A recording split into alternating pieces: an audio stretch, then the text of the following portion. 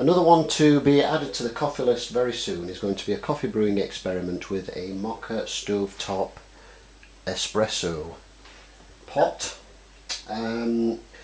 As those who know, the Moka pot does not make true espresso. Espresso is a particular extraction using 9 bar of pressure, and the Moka pot doesn't actually make true espresso. It will not generate true crema or anything like that.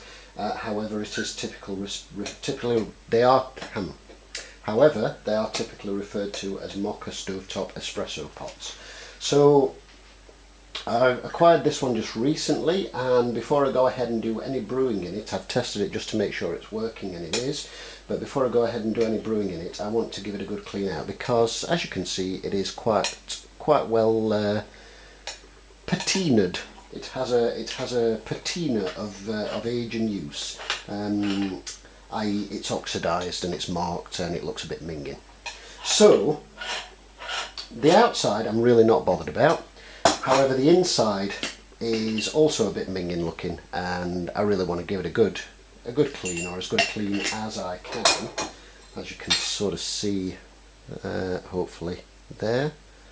So and with it being aluminium, I've been a little bit unsure of the best method of cleaning this, and doing a bit of googling around, the general consensus seems to be use baking soda.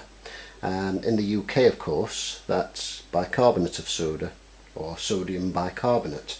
Baking powder is a mixture of bicarbonate of soda and which is an alkali, and an acidic component, which could be something like cream of tartar. So while that may do the job as well, it won't neutralise odours as well as bicarbonate of soda or baking soda will. So we've got some baking soda here. We're going to go ahead and strip the pot, and what I'm going to do is fill the base with water, with hot water, add some bicarbonate of soda, and then warm that up and leave it to sit as per instructions gleaned from a post from Bialetti themselves, no less. And then I'm going to clean the filter basket, the coffee basket, the filter, and everything else, which I'm going to disassemble right now, and I'm going to make a mixture and manually clean the innards using a sponge, just a plain sponge, because you don't really want to use anything too abrasive on here. You don't want to get this sort of mirror polished or anything. Because it's aluminium, you don't want to, if in case this is bare aluminium. Apparently some are chrome plated, but I'm not sure that this is. What I want to do is make sure it's clean. I'm not bothered if the marks disappear completely. I just want to know that it's clean for when I brew. And then once it's fully cleaned out and rinsed and everything else, what I'll do is run sort of 2 or 3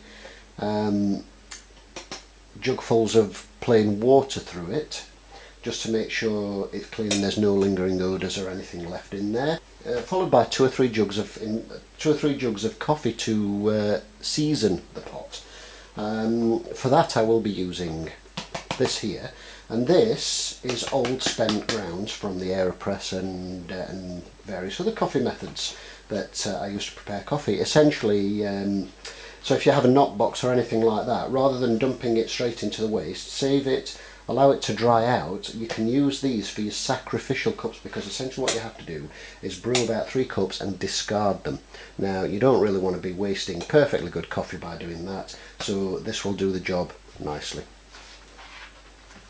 So what we need to do first of all is unscrew the base from the top,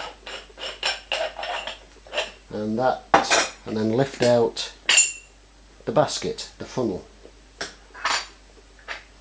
Now, annoyingly, the one thing that does bug me a little bit with this, and I'm assuming that they're all the same, is that this portion inside here that the coffee grounds sit on is a separate portion to the aluminium funnel. Unfortunately, it's punched in place around the edge, so you cannot lift it out to clean underneath this.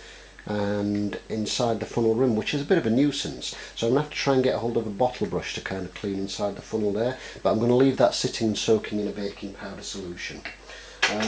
This on its own I'll just fill with a baking powder solution. The next bit to take apart is the rubber gasket under here and the screen. For this you may need the assistance of a knife to just prise carefully the rubber gasket out. Being careful that you don't damage it, of course, because if you damage that you won't get an airtight seal. I'll just clean that in soap and water, rinse it off and leave that to dry. And then the screen again will get a baking powder clean, as will the underside here. That's the underside leading up the spout into there. So we'll go right ahead with that and see how this works.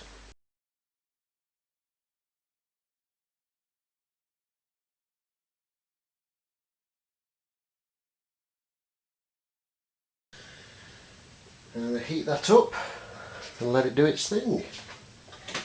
Meanwhile,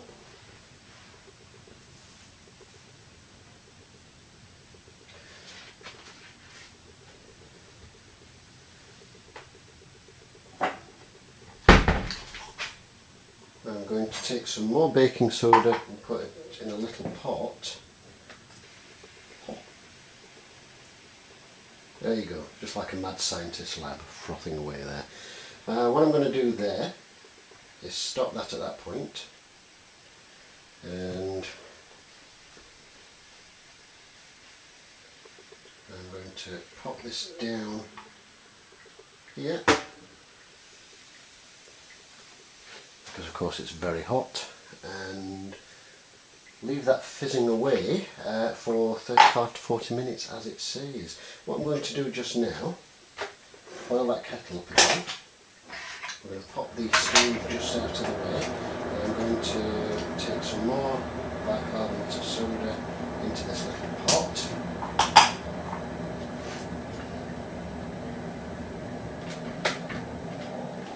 And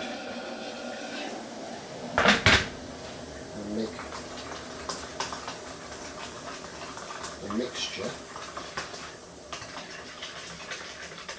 with a little bit of water. And I'm then going to take a sponge, which I will make sure is well rinsed out. So take a dish sponge and make sure that's really well stirred, because I want to make sure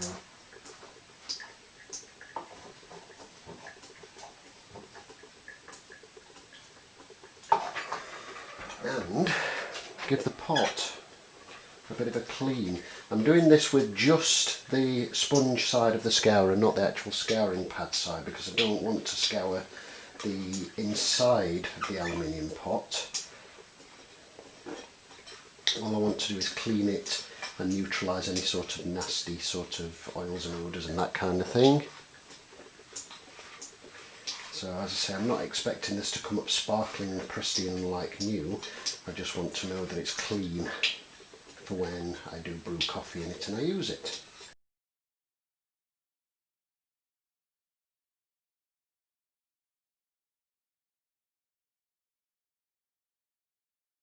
I'm going to leave that to soak, and meanwhile I'm going to rinse out the coffee pot. And that's pretty much all there is to it. So a good rinse out when it's done.